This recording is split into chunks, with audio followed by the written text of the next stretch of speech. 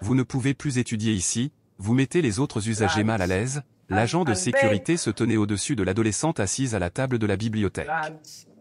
J'étudie tranquillement, je ne dérange personne, répondit calmement Amara Williams en levant les yeux de son livre de préparation Elsa. Écoutez, je ne vous demande pas votre avis, faites vos valises et partez, dit sèchement le garde. L'agent Mason observait de l'autre côté de la pièce, se demandant s'il devait intervenir. Ce qu'il ne savait pas, c'est que son père avait été l'un des principaux procureurs fédéraux de Géorgie et qu'Amara étudiait le droit constitutionnel depuis qu'elle avait appris à lire. Avant de plonger dans l'histoire, laissez un commentaire ci-dessous en nous indiquant d'où vous regardez. Cette fillette de 10 ans est sur le point de faire face à quelque chose qui va tout changer. Amara était assise en silence à la table de la bibliothèque.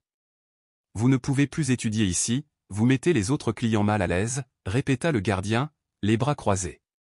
Je suis ici depuis 2 heures à étudier en silence et je n'ai dérangé personne, répondit Amara. Écoute, je ne te demande pas, fais tes valises et pars, dit-il encore. L'agent Mason Burke a observé la scène pendant 30 minutes.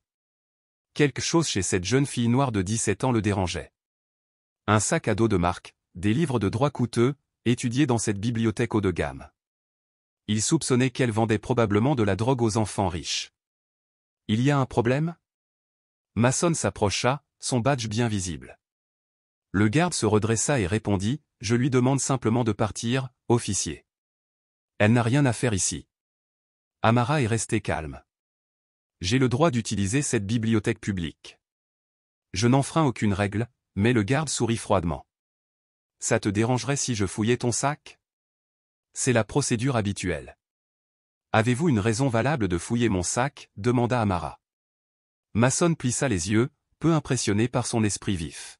« Ne sois pas maligne avec moi, ma fille, je te le demande gentiment. » Amara connaissait ses droits mais comprenait que se disputer ne ferait qu'empirer les choses. Elle regarda Mason fouiller dans ses affaires, des manuels de droit constitutionnel, des exercices, des cahiers remplis de terminologie juridique. « Qu'est-ce que c'est ?» Mason sortit un petit sac en plastique d'un des livres.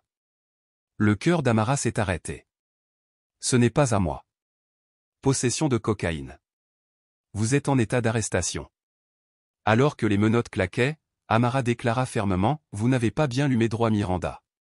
C'est une violation de la procédure régulière. Mason ricana, un autre enfant des rues pensant connaître la loi. Il n'avait aucune idée de qui était son père ni de ce qu'il lui avait appris quotidiennement jusqu'à sa mort 3 ans plus tôt. Ce que Mason Burke ne savait pas, c'est que Marcus Williams était l'un des procureurs fédéraux les plus respectés de Géorgie et que sa fille étudiait le droit constitutionnel depuis son enfance. Restez à l'écoute pour la prochaine histoire. Vous ne pouvez rien vous permettre ici. Partez avant que j'appelle la sécurité. Un vendeur a montré la sortie d'un concessionnaire de voitures de luxe. Je veux juste regarder les nouveaux modèles, dit doucement le vieil homme. Regardez vos vêtements, vous nous faites perdre notre temps, murmuraient les autres clients avec dédain. La veste usée cachait qu'il avait inventé la technologie du moteur pour la moitié de leur voiture, mais personne ne se souciait de lui demander son nom. Au poste de police, Mason a emmené Amara dans une petite pièce au mur de béton. Elle était assise, menottée, à une table en métal, face à lui. Alors, parle-moi des drogues, dit Mason en ouvrant un dossier. Ce n'était pas le mien. Tu l'as mis là. C'est une accusation grave. Avez-vous des preuves ? Amara resta silencieuse, consciente que tout ce qu'elle dirait pourrait être utilisé contre elle. Écoutez, nous pouvons le faire facilement ou difficilement. Admets juste que tu as vendu à ces enfants riches. Je veux un avocat, dit-elle. Mason rit. Votre famille a-t-elle les moyens de payer un avocat ? J'en doute, mais cela n'a pas d'importance. J'ai le droit à la représentation. Tu penses que tu es intelligent, hein ? Il s'est penché en avant. Laissez-moi deviner, vous regardez des émissions policières à la télévision. Amara a remarqué la caméra dans le coin. Tout était enregistré. Vous n'avez aucune raison valable de procéder à cette recherche, dit-elle calmement. La chronologie de votre rapport présente des incohérences. Le sac contenant les preuves n'était pas correctement scellé. Le sourire de Mason s'estompa. Qu'est-ce que vous avez dit ? Vous avez écrit que vous avez trouvé la drogue à 15h15, mais votre rapport initial indique 15h22. C'est impossible. Vous pensez connaître les procédures policières ? Je connais les fondamentaux du droit constitutionnel. Masson se leva furieux. Ces gens pensent qu'ils peuvent venir dans nos quartiers et causer des problèmes. Eh bien, pas sous ma surveillance. Il ne s'est pas rendu compte que la caméra enregistrait chaque mot. Amara était assise en silence, se souvenant de tout ce que son père lui avait appris. Chaque erreur commise par Masson, chaque droit violé, Marcus Williams l'avait inconsciemment préparé à ce moment. Le système qui a tué son père était sur le point d'affronter sa fille et elle ne faisait que commencer. Le tribunal pour mineurs était bondé. Amara était assise à côté de son avocat commis d'office, un homme fatigué qui connaissait à peine son dossier. Un autre honneur pour moi est de pouvoir me représenter moi-même sous surveillance légale, a déclaré Amara lorsque le juge a appelé son nom. Le juge Martinez a semblé surpris. Tu as 17 ans. C'est très inhabituel. Je comprends que la loi le permet avec une supervision appropriée. Le procureur David Crawford a ri. C'est ridicule. Un mineur vendant de la drogue essayant de retarder la procédure. Je m'oppose à cette description, dit fermement Amara. Le docteur Helen Mitchell se tenait dans la salle d'audience. Votre honneur, puis-je parler? Je suis professeur de droit à l'université Emory. Le juge Martinez hocha la tête. Poursuivre. Je connaissais Marcus Williams, le père de la jeune fille. C'était un procureur fédéral décédé il y a 3 ans. Il a enseigné le droit constitutionnel à Amara depuis son enfance. Crawford se tortillait mal à l'aise. Marcus Williams, ce nom me dit quelque chose. Marcus enseignait les procédures judiciaires comme d'autres parents enseignent les mathématiques, a poursuivi le docteur Mitchell. Grâce à sa formation unique, elle possède des connaissances équivalentes à celles d'un étudiant universitaire. Le juge Martinez a étudié Amara attentivement. Jeune dame, comprenez-vous ce que vous demandez? Oui, monsieur. Je souhaite une représentation limitée avec supervision juridique. Je peux participer à ma défense sous surveillance légale comme le permet le droit des mineurs. C'est une perte de temps, murmura Masson à Crawford. Le juge a rendu sa décision. J'accorde une représentation limitée avec surveillance juridique obligatoire. Une erreur et cet arrangement prend fin. Amara sourit. Merci votre honneur. Crawford parut soudain nerveux. Marcus Williams avait été l'un des meilleurs procureurs de Géorgie. Si sa fille avait ne serait-ce que la moitié de ses compétences, cette affaire n'aurait fait que se compliquer. Cette nuit-là, Amara était assise dans son petit appartement avec sa grand-mère. Les murs étaient couverts de photos de son père Marcus Williams en uniforme de procureur serrant la main de juge prononçant des discours dans des facultés de droit. « Parle-moi encore du travail de papa, grand-mère, demanda-t-elle. La vieille femme soupira. Votre père était obsédé par la justice. Il avait vu trop de jeunes hommes noirs avoir de mauvais avocats ou pas d'avocats du tout. Amara a ramassé un exemplaire usé de la Constitution. Chaque page était annotée de la main de son père. Il m'a fait mémoriser ça quand j'avais 10 ans, dit-elle. Il a transformé votre enseignement à domicile en cours de droit. Chaque dîner était un débat sur des cas célèbres. Chaque histoire du soir parlait de héros des droits civiques. Amara se souvenait. Pendant que les autres enfants jouaient à des jeux vidéo, elle étudiait les épreuves. Pendant qu'ils lisaient des bandes dessinées, elle étudiait les décisions de la Cour suprême. Il n'essayait pas de faire de toi un génie, dit grand-mère. Il vous préparait à un monde qui ne serait pas juste. Marcus est mort dans un accident de voiture alors qu'Amara avait 14 ans. Tard dans la nuit, après le travail, la police a déclaré qu'il s'était endormi au volant. Mais Amara a retrouvé certaines de ses notes cachées après les funérailles. Question sur la corruption policière, nom des officiers qui l'a suivi. Tu crois que la mort de papa était vraiment un accident? Demanda Amara. Sa grand-mère resta silencieuse pendant un long moment. Votre père a posé des questions dangereuses mais nous n'avons aucune preuve. Amara regarda à nouveau la Constitution. La voix de son père résonnait dans sa mémoire. La loi n'a de pouvoir que sur ceux qui la défendent. Demain, elle le défendrait, et elle-même. Amara a passé des heures à la bibliothèque municipale à consulter les archives de la police. Elle a découvert un schéma qui la rendait malade. Masson Burke a arrêté 12 jeunes hommes noirs au cours des 2 dernières années. Tout cela dans des quartiers chics, pour possession de drogue.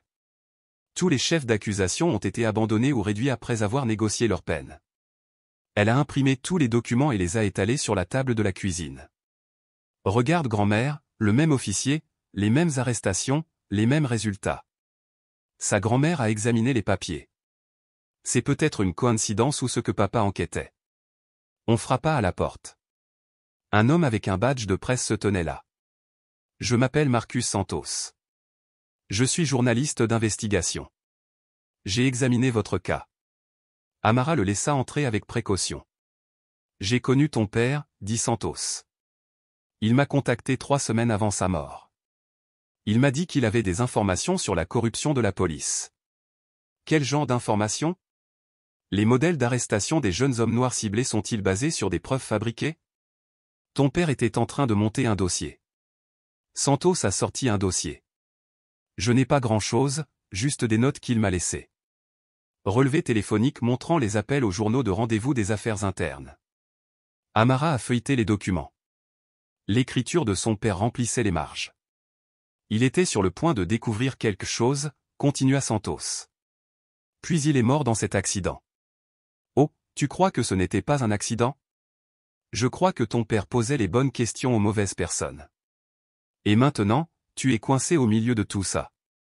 Amara regarda à nouveau le casier judiciaire de Mason. Son père avait entouré son nom plusieurs fois. Papa était au courant, murmura-t-elle. Il était au courant pour Mason. La conspiration était plus vaste qu'un simple policier corrompu. C'était un système conçu pour faire échouer les gens comme elle. Mais son père lui avait appris à lutter contre le système. De retour dans la salle d'audience, Amara se tenait à côté de son avocat, s'étant préparé toute la nuit pour ce moment. Votre honneur, je voudrais présenter des preuves de violation de procédure lors de mon arrestation, a-t-elle déclaré clairement. Le juge Martinez hocha la tête. Continuez. Amara s'est dirigée vers la table des preuves. Le rapport de l'agent Burke indique qu'il a trouvé de la drogue sur moi à 15h22, mais son rapport initial indique 15h22. Il n'a pas pu trouver la preuve avant d'avoir pris contact. Crawford jeta un coup d'œil nerveux à ses papiers, manquant la divergence. De plus, a poursuivi Amara, le sac contenant les preuves n'était pas correctement scellé. Les protocoles de traçabilité n'ont pas été respectés. Elle a montré des photos du sac, sans la signature ni l'horodatage du technicien de laboratoire. Mason remua sur son siège. Cette fille était mieux préparée que la plupart des avocats. L'agent Burke n'avait pas non plus de motif probable pour procéder à la perquisition. J'étais assise tranquillement dans une bibliothèque publique, dit Amara d'un ton ferme. Je n'enfreignais aucune loi. Le juge Martinez a examiné attentivement les preuves. Monsieur Crawford, que répondez-vous à ces allégations? Crawford se leva lentement. Votre honneur, ce ne sont que des détails techniques mineurs qui ne changent rien aux faits. Mineurs? La voix d'Amara était ferme. La Constitution n'est pas mineure. Le droit à un procès équitable n'est pas une formalité, c'est mon droit. Son avocat principal souriait discrètement. Il n'avait pratiquement pas besoin de l'aider. L'accusation a de sérieux problèmes, a déclaré Amara. Les preuves sont discutables. Les procédures n'ont pas été respectées. Le calendrier ne tient pas. Le juge Martinez a semblé impressionné. Jeune femme, vous avez présenté une analyse très approfondie. Mason siffla avec colère à Crawford, fait quelque chose, elle nous ridiculise. Mais Crawford commençait à s'inquiéter. Si la fille de Marcus Williams a pu faire cela à 17 ans, de quoi serait-elle capable quand elle serait plus grande? Le juge a rendu sa décision. J'ordonne un réexamen complet de cette affaire. L'audience est levée. Amara avait remporté le premier tour. À l'extérieur du palais de justice, Santos a rencontré Amara dans un café du centre-ville, portant un épais dossier. J'ai trouvé plus d'informations sur l'enquête de votre père, murmura-t-il.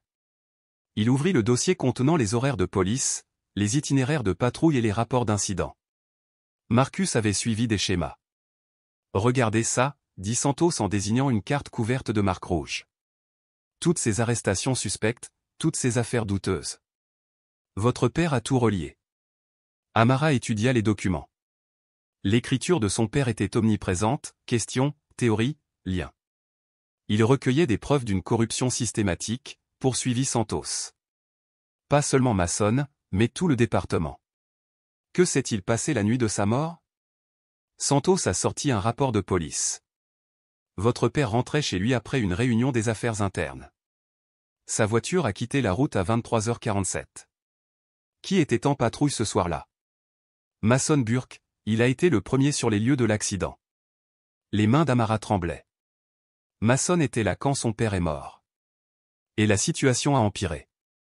La patrouille de Mason ne passait même pas près de cette route, mais il se trouvait par hasard dans le quartier.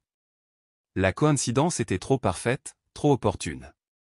Je ne peux pas prouver qu'il s'agit d'un meurtre, a déclaré Santos, mais le timing est suspect.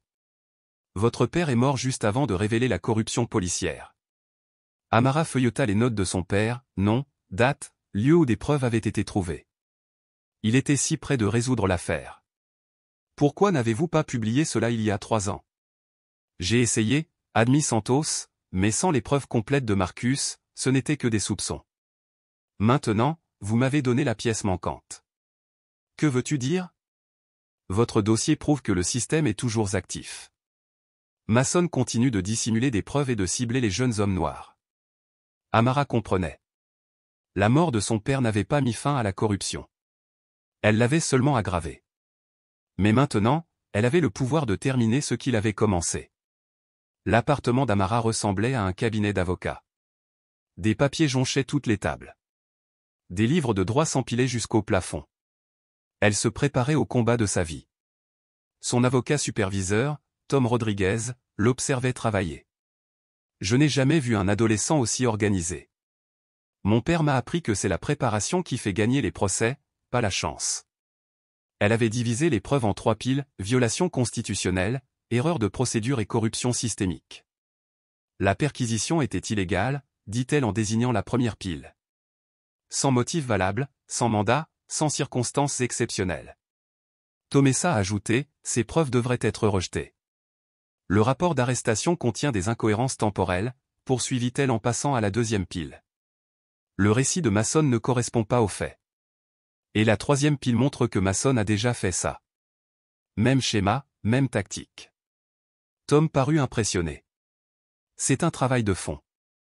Mais ils se battront bec et ongles comme si c'était prévu. Le téléphone d'Amara a sonné. Numéro inconnu. Bonjour. Un souffle lourd, puis une voix, lâche cette affaire, ma petite. Il arrive malheur à ceux qui n'écoutent pas. La ligne est coupée. Tom vit son visage. C'était une menace. Ils ont peur, dit-elle. Peut-être que tu devrais avoir peur aussi. Amara regarda la photo de son père sur le mur. Papa n'avait pas peur. Il s'est battu jusqu'au bout et regardez ce qui lui est arrivé. C'est exactement pour ça que je ne peux pas abandonner. Elle prit la constitution de son père. Ses notes remplissaient chaque marge. Il pense que je ne suis qu'un enfant, mais papa m'a préparé toute ma vie. Tom sourit. Alors partons en guerre. Dehors, Masonberg était assis dans sa voiture de patrouille, surveillant l'appartement. La fille devenait un problème qu'il fallait résoudre. La salle d'audience était bondée pour l'audience préliminaire. Amara se tenait avec assurance aux côtés de Tom, ses dossiers parfaitement rangés. Votre honneur, nous avons des preuves médico-légales prouvant que la drogue a été placée, a-t-elle commencé en brandissant un rapport de laboratoire. L'analyse des empreintes digitales ne révèle que celle de l'agent Burke sur le sac de preuves. Pas les miennes. Crawford a protesté. Il a manipulé le sac pendant la réservation. C'est normal. Mais la drogue qu'elle contenait devrait porter mes empreintes si je l'ai manipulée. Ce n'est pas le cas. Le juge Martinez a étudié attentivement le rapport. Continuez, mademoiselle Williams. Les données GPS de la voiture de patrouille de l'agent Burke le placent à la bibliothèque 15 minutes avant l'heure indiquée. Cela lui a donné suffisamment de temps pour dissimuler les preuves. Le visage de Mason devint rouge. Comment a-t-elle obtenu les données GPS? Amara a présenté d'autres preuves. Les images de surveillance de la bibliothèque montrent l'agent Burke près de ma table de travail lorsque je suis allé aux toilettes. L'horodatage indique 15h10. Elle a joué la vidéo sur un ordinateur portable. Mason s'approche clairement de sa table de travail. La drogue a été trouvée à 15h. Cette vidéo prouve qu'il a eu l'occasion et le temps de déposer les preuves. Crawford transpirait. C'est une coïncidence. Ce n'est pas tout, dit Amara. L'enregistrement de la salle d'interrogatoire a enregistré des propos racistes de l'agent Burke. Elle a fait écouter l'enregistrement.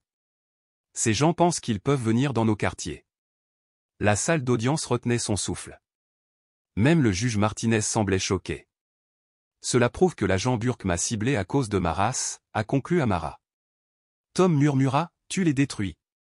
Crawford se leva, désespéré. Votre honneur, c'est de la diffamation. Non, répondit fermement Amara. Ce sont des preuves, des faits, la vérité. Le juge Martinez a examiné l'ensemble des preuves. Monsieur Crawford, votre dossier présente de sérieux problèmes. Mason siffla avec colère, répare ça maintenant. Mais Crawford connaissait la vérité. L'affaire était en train de s'effondrer, et cette jeune fille de 17 ans en était la cause. Pendant la pause, Santos s'est approché d'Amara à l'extérieur du palais de justice. Mon article paraît demain, dit-il doucement, à propos de l'enquête sur votre père. Il lui a montré le brouillon de l'article de journal. Le titre disait « Décès suspect d'un procureur fédéral lié à une enquête policière pour corruption ». J'ai trouvé d'autres preuves, a poursuivi Santos. Votre père a rencontré 3 témoins avant de mourir. Tous de jeunes hommes noirs arrêtés par Mason. Que lui ont-ils raconté? La même histoire que vous, des preuves dissimulées, des perquisitions illégales, des menaces de silence. Amara a lu l'article. Il détaillait l'enquête de son père, les modalités de l'arrestation et le moment choisi. Le rapport d'accident est également suspect, a déclaré Santos. Aucune trace de dérapage, aucun signe que Marcus ait tenté de freiner comme s'il était inconscient avant l'accident. Tu penses qu'il a été drogué? Je crois que quelqu'un voulait le faire partir avant qu'il puisse révéler la vérité. L'article comprenait des photos des notes d'enquête de Marcus, des cartes montrant les itinéraires de patrouille, des listes de preuves falsifiées et les noms des officiers impliqués. Mason ne travaillait pas seul, expliqua Santos. Il y a tout un réseau. Ton père était sur le point de découvrir quelque chose d'important. Amara se sentait malade. Son père n'était pas mort dans un accident.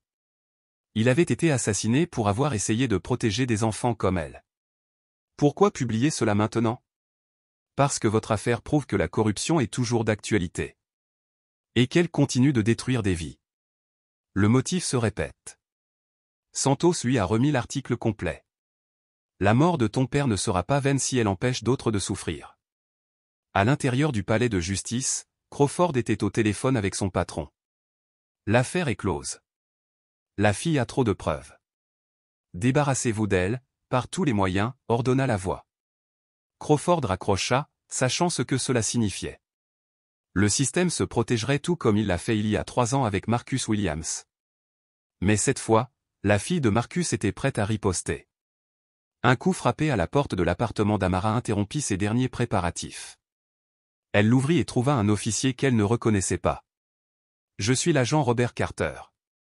Je dois vous parler de Mason Burke. » Amara hésita. « Es-tu ici pour me menacer aussi? » « Non, je suis là pour aider. » Carter était assis lourdement à la table de la cuisine, l'air fatigué et coupable. « Je travaille avec Mason depuis 8 ans. Je l'ai vu fabriquer des preuves. Pourquoi ne l'as-tu pas signalé? J'avais peur. Mason a des relations. Ceux qui le trahissent sont réaffectés dans des quartiers difficiles ou perdent leur emploi. » Carter a sorti un petit carnet. J'ai tout noté. Les heures, les dates, les cas où je l'ai vu commettre des méfaits. Amara a lu les notes. 12 incidents en 3 ans, tous impliquant de jeunes hommes noirs. Pourquoi parles-tu maintenant? Parce que tu me rappelles ma fille, elle a 11 ans aussi. Quand j'ai vu Mason t'arrêter, je n'ai plus pu me taire. La voix de Carter tremblait. J'étais là la nuit où ton père est mort. Mason a reçu l'appel en premier, mais sa radio était éteinte. Il est arrivé sur les lieux avant les renforts. Que as-tu vu? Mason était calme, trop calme, comme s'il s'y attendait. Il contrôla la scène de l'accident avant l'arrivée de quelqu'un d'autre.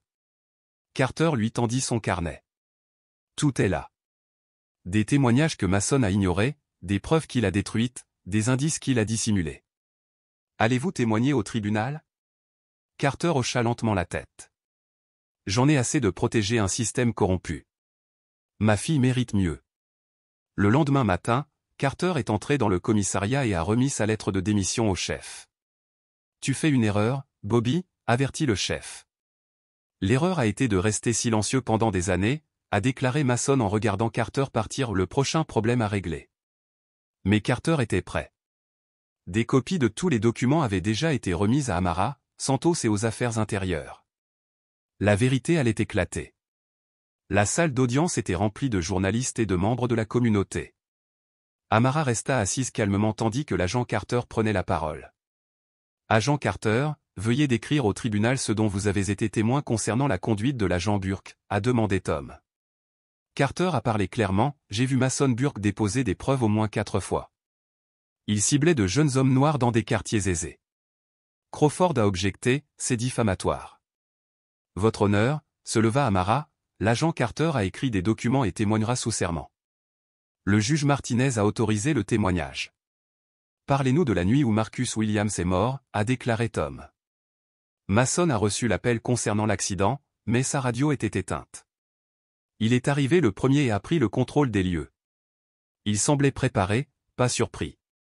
Mason s'agitait nerveusement tandis que son avocat lui murmurait des instructions urgentes. Amara a présenté le carnet de Carter au tribunal. Cela révèle un schéma de corruption s'étalant sur 3 ans, ainsi que des cas avérés de fabrication de preuves. Elle s'est adressée directement au juge. Votre honneur, la perquisition était illégale. L'arrestation reposait sur des preuves fabriquées de toutes pièces. Le schéma montre un ciblage délibéré. Crawford se leva désespérément, ces accusations ne sont pas prouvées. L'agent Burke sert cette communauté depuis 15 ans. Détruire des vies innocentes n'est pas servir, répondit fermement Amara, c'est abuser du pouvoir. Les preuves médico-légales, les enregistrements GPS, les images de surveillance et le témoignage de Carter ont dressé un tableau complet de la corruption. Le juge Martinez a examiné attentivement les preuves. Monsieur Crawford, je trouve de sérieux problèmes dans votre cas. Mason marmonna avec colère à son avocat, mais il n'y avait plus rien à défendre. Crawford a concédé, votre honneur, l'État demande un délai pour reconsidérer sa position. L'État demande l'autorisation d'abandonner toutes les charges. La salle d'audience a éclaté en applaudissements. Amara avait gagné, mais son travail n'était pas terminé. L'article de Santos a fait la une des journaux le lendemain matin, une adolescente dénonce la corruption de la police et résout le meurtre de son père. Le téléphone d'Amara n'arrêtait pas de sonner. Les médias voulaient des interviews. Des associations de défense des droits civiques proposaient leur soutien. Des avocats se portaient volontaires pour d'autres affaires. Les affaires internes ont lancé une enquête approfondie au sein du département de police. Mason Burke a été suspendu sans solde dans l'attente d'un réexamen. 3 autres agents ont été suspendus sur la base du témoignage de Carter. Ce n'est que le début, a déclaré Amara à Santos lors d'une interview télévisée. Mon père a lancé ce combat. Je le mènerai à son terme. Le FBI a ouvert une enquête fédérale sur les forces de police. 12 jeunes hommes arrêtés par Mason ont témoigné de manière similaire. Avant, nous avions trop peur de parler, a déclaré James Wilson, 19 ans. Mais voir ce qu'Amara a fait nous a donné du courage. Les unes après les autres, les victimes de Mason déposèrent plainte. Le schéma devint indéniable. Preuves fabriquées, perquisitions illégales, ciblage racial. Le chef de la police a tenu une conférence de presse. Nous coopérons pleinement à toutes les enquêtes. Nous sommes déterminés à mener des réformes et à rendre des comptes. Mais le mal était fait. La confiance du public était brisée. Les dirigeants communautaires ont exigé une réforme globale. Amara a rencontré les familles des victimes dans le sous-sol d'une église. Nous devons rester organisés, a-t-elle déclaré. Le changement ne se fait pas du jour au lendemain. Elle les a aidés à comprendre leurs droits, comment déposer une plainte, comment exiger une représentation juridique adéquate. Ton père serait fier, lui dit sa grand-mère ce soir-là. Ce n'est pas une question de fierté, répondit Amara. C'est une question de justice. 3 semaines plus tard, Mason Burke a été arrêté pour des accusations fédérales, complot, violation des droits civiques, falsification de preuves. Alors qu'il était emmené menotté, il regardait Amara à travers la fenêtre du palais de justice. Elle le regarda sans peur. La petite fille qui avait mémorisé la Constitution avec son père était devenue une force pour la justice. Le système qui a tué Marcus Williams a finalement été tenu responsable par sa fille. Les lettres d'acceptation jonchaient la table de la cuisine d'Amara, l'université de Georgetown, Duke, Montrose, tout offrant des bourses complètes. Vous pouvez aller où vous voulez, a déclaré Tom Rodriguez en examinant les offres. Toutes les facultés de droit du pays vous veulent. Amara tenait la lettre de Georgetown. Papa parlait toujours de celle-là. Il disait que c'était la meilleure solution pour la loi sur les droits civiques. Sa grand-mère était assise à côté d'elle. Que te dit ton cœur? Je veux aider les gens comme nous, les enfants sans avocat, les familles qui ne peuvent pas lutter contre le système. L'Atlanta Legal Aid Society lui a proposé un emploi à temps partiel pendant ses études, auprès de jeunes confrontés à des accusations criminelles. Tu gagnerais plus d'argent dans un grand cabinet d'avocats, a déclaré Tom. Ce n'est pas une question d'argent. Papa n'est pas devenu procureur pour l'argent. Amara avait pris sa décision. Elle étudierait à l'université Emory d'Atlanta, près de chez elle, près de la communauté qui avait besoin d'elle. Mais d'abord, elle avait du travail à faire. L'Organisation de défense des droits civiques lui a demandé de prendre la parole dans les lycées pour enseigner aux jeunes leurs droits constitutionnels. Connaissez vos droits, a-t-elle déclaré à une salle bondée d'adolescents. La Constitution vous protège, mais seulement si vous la comprenez.